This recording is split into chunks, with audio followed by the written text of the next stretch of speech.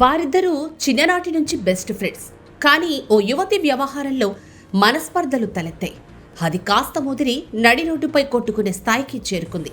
ఏకంగా థార్ కార్లతో రోడ్డుపై బీభత్సం సృష్టించారు. వాహనాలతో ఢీకొట్టుకున్నారు. అవి ధ్వంసమైన బాగా కసి చల్లారక బ్యాట్లతో కొట్టుకున్నారు. ఈ ఘటన చూసి రోడ్డుపై వెళ్తున్న వారు భయంతో పరుగులు పెట్టారు. సినిమాను తలపించే సన్నివేశాలకు ఏమాత్రం తీసిపోని ఈ ఘటన విజయవాడలో హైటెన్షన్ రోడ్డులో గురువారం రాత్రి జరిగింది.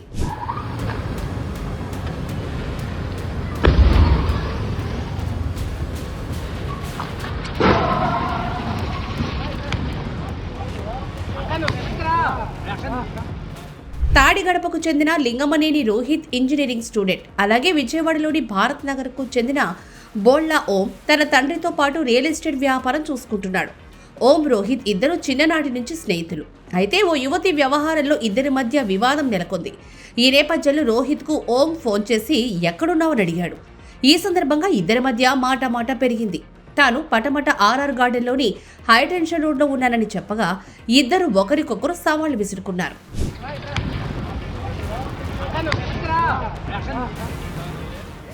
ఓం తన థార్ జీపుపై రోహిత్ ఉన్న ప్రాంతానికి గురువారం రాత్రి వెళ్లాడు. రోహిత్ జీపును ఢీకొట్టాడు. ఆగ్రహంతో ఇద్దరు పరస్పరం రోడ్లపైనే పలుసార్లు ఒకరి వాహనాన్ని మరొకరు బలంగా ఢీకొట్టుకున్నారు. ఇలా ఢీకొట్టుకుంటూ సుమారు 100 మీటర్లు రోడ్డుపై ఈడ్చుకుంటూ హడావిడి చేశారు. సినిమాను తలపించేలా ఢీకొట్టుకున్నారు. ఆ సమయంలో రోడ్డుపై వాకింగ్ చేస్తున్న వారు, అటుగా వెళ్తున్న ప్రజలు ఆ దృశ్యాన్ని చూసి భయాందోళనతో పరుగులు తీశారు. అప్పటికీ ఇద్దరు వెనక్కి తగ్గలేదు.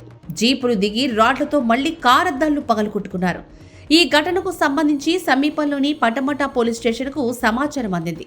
పోలీసులు వచ్చేసరికి జీపును వదిలేసి రోహిత్ పరారయ్యాడు.